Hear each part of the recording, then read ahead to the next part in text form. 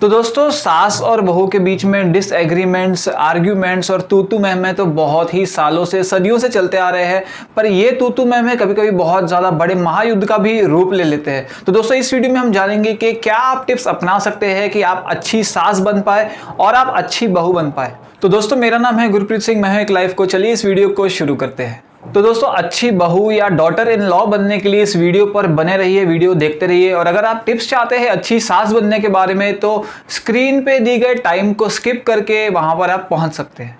तो tip number 1 है कि अगर आप एक बहू है और अपने रिलेशनशिप को अपनी सास के साथ बेहतर बनाना चाहते हैं तो आप अपनी सास के अंदर अपनी माँ को कंप्लीटली तो कभी भी नहीं देख पाओगे, क्योंकि माँ तो माँ ही होती है। तो आप अपनी माँ के साथ बहुत सालों से रह रहे हो, वो आपको इन एंड आउट जानती है। आप एक नए घर में जाते हो जहाँ पे आपके जो हस्बैंड की जो माँ है वो आपकी सास बन जाती है, और वहाँ पे जो रैपो बिल्टअप होने के लिए, कम्युनिकेशन बिल्टअप होने के लिए, आपस में लगाव आने के लिए बहुत सारा टाइम लग सकता है। तो इसलिए आप उनको बार बार अपनी मॉम के साथ कंपेयर करना भी सही बात नहीं है, क्योंकि दोनों एक अलग इंडिविजुअल पीपल है। दोनों का आपकी लाइफ में अलग अलग रोल है। एक का रोल था आपकी अपब्रिंगिंग करने का, आपको पालने का, पोसने का। एक का रोल है इस लाइफ में आपको आगे का गाइडेंस देने का। इसलिए दोनों को सेपरेट रखिए। आप दोनों को माँ जरूर समझ सकते हैं, पर दोनों के बीच में कंपैरिजन लेके आना सही बात नहीं है। टिप नंबर 2 है कि आजकल हर एक जो डॉटर इन लॉ है वो काम कर रही है या जॉब कर रही है या कोई ना कोई करियर में लगी हुई है। तो पर फिर भी आप कुछ ना कुछ टाइम जरूर निकालिए कि आप अपनी मदर इन लॉ को कोई ना कोई घरेलू काम में या कोई ना कोई काम में जहां पे उनको आपकी हेल्प की रिक्वायरमेंट है, जरूरत है, या आपकी कहां पे एक्सपर्टाइज है, आप कोई अच्छा काम उनसे बेहतर कर सकते हो, तो साथ में उनके काम में हाथ बटाना या योगदान भी जरूर दीजिए। ये बहुत ज्यादा अप्रिशिएट होगा उनकी नजरों में।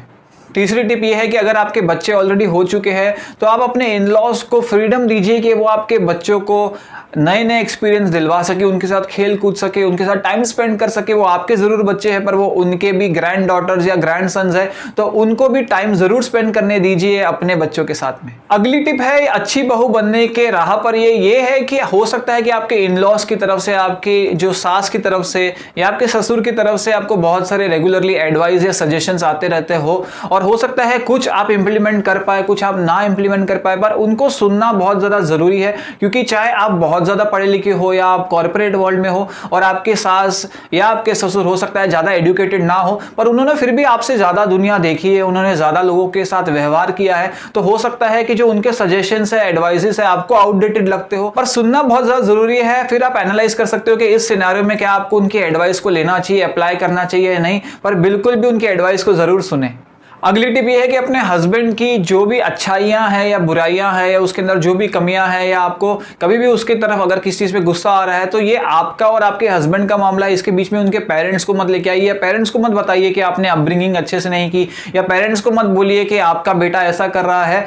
उन्होंने जो रोल उनका निभाना था उन्होंने निभा दिया। आप कंप्लेन मोड में मत जाइए, आपस में मैच्योर इंडिविजुअल्स की तरह अपने जो इश्यूज है उन्हें सॉल्व करिए। पेरेंट्स को इसके बीच में इन्वॉल्व मत करिए। अगली टिप ये है कि बहुत सारी डॉटर इन लॉज या बहू जैसे वो नए घर में आती, वो पहले ही सास के किरदार को एक बहुत बड़ा डेविल समझने लग जाती है, क्योंकि उन्होंने इतने शायद सीरियल देखी हो या उन्होंने अपने फ्रेंड्स की सासों के बारे में सुना है। इसलिए अपनी सास को भी एक मौका जरूर दीजिए, उससे कम्युनिकेट करिए, ओपनली बात करिए, देखिए कि आप दोनों का जो बॉन्डिंग है वो कैसे बनती है, जानिए कि वो पर्सन कैसा है, उसकी वैल्यू सिस्टम कैसा है, उसकी अपब्रिंगिंग कैसी थी। पहले से अपने माइंड में अपनी सास की एक रॉन्ग छवि बनाना बिल्कुल भी सही नहीं है। आपको पहले उस पर्सन को अच्छे से जानना जरूरी है।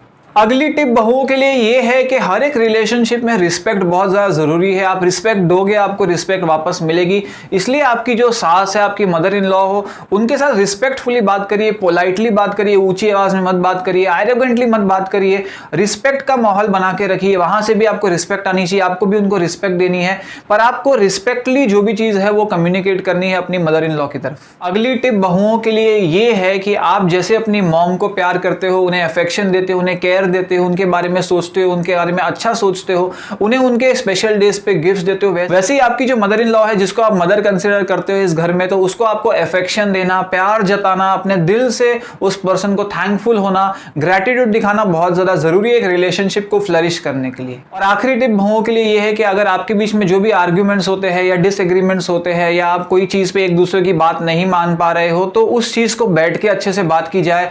अपने पेरेंट्स को बोल के, अपने हस्बैंड को बोल के और 4-5 लोगों को बोल के, नेबर्स को बोल के बहुत ज्यादा खिचड़ी बनाने की जरूरत नहीं है। जिसके साथ आपकी डिसएग्रीमेंट ही उसी पर्सन के साथ बैठ के, आमने सामने बैठ के या किसी काउंसलर का सहारा लेके आपको अच्छे ढंग से बात करके उस इश्यू को रिजॉल्व करना चाहिए। और आखिर में मैं यही कहना चाहूंगा कि हर एक पर्सन का कुछ ना कुछ पास्ट होता है। हो सकता है आपकी मदर इन लॉ की जो मदर इन लॉ है वो बहुत अच्छी ना हुई हो सकता है कि उन्हें उसी चीज़ का ट्रॉमा है, हो सकता है कि उनको उसी के बारे में बहुत ज़्यादा फियर लगता हो और यही उनकी आगे की पेरेंटिंग में दिखाई दे रहा हो या अपब्रिंगिंग में दिखाई दे रहा हो। इसलिए अगर आपको लगता है कि आपकी मदर इन लॉ अच्छी नहीं थी और उन्होंने अच्छा टाइम स्पेंड नहीं किया एज अ बहू, तो आप उनको कंफर्ट भी प्रोवाइड कर सकते हो, आप उनका सपोर्ट सिस्टम भी बन सकते हो, उनका फ्रेंड बन के उनके इश्यूज को भी आप सुन सकते हो ताकि उनको भी लगे कि उनके घर में बहू नहीं एक बेटी आई है।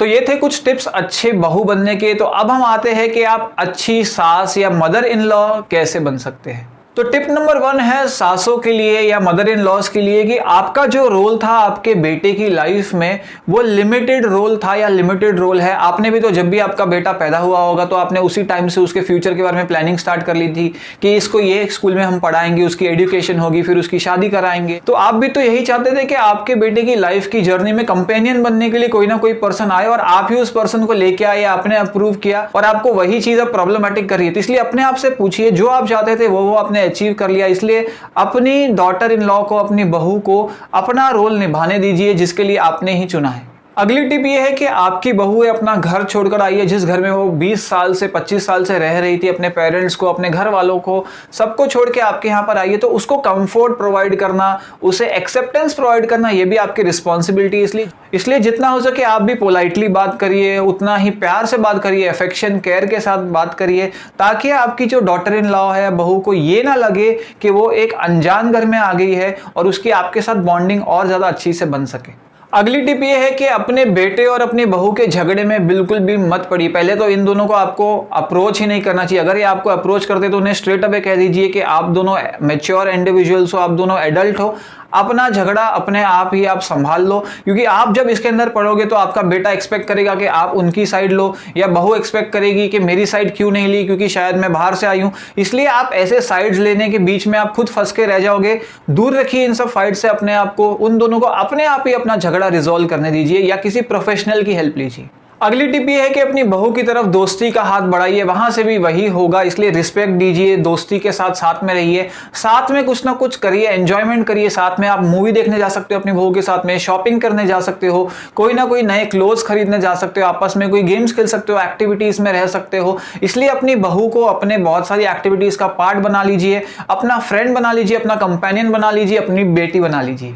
अगली टिप सासों के लिए या मदर इन लॉज के लिए जो कॉमन है डॉटर इन लॉज के लिए भी और बहू के लिए भी, बिल्कुल भी गॉसिप मत करिए। अगर आपको कोई ना कोई कमी दिखती है आपकी डॉटर इन लॉ में तो उसकी वो कमियों को उसके साथ आप डिस्कस करिए। बोलिए कि आपको ये बात का बुरा लगा था या आपको ये चीज हर्ट हुई है। पर ये जो गॉसिपिंग है अपने बेटे के साथ में, अपने नेबर के साथ में, अपने रिश्तेदारों के साथ में, अपनी बहू के बारे में जो चीजें हैं या इंफॉर्मेशन है बाहर वालों के साथ बिल्कुल भी शेयर मत करिए। इससे प्राइवेसी खराब होती है। बाद में आपको आपकी बहू ट्रस्ट नहीं कर पाएगी, आपका बेटा भी आपको ट्रस्ट नहीं कर पाएगा। इसलिए जो घर का एनवायरनमेंट है, घर की लड़ाई झगड़े है, घर में जो भी आर्ग्यूमेंट्स होते हैं वो घर के मेंबर्स आपस में ही सॉल्व करें या प्रोफेशनल की सहायता ले। बिल्कुल भी आसपास के लोगों के साथ आप ये सब प्राइवेट डिटेल्स को शेयर मत करिए।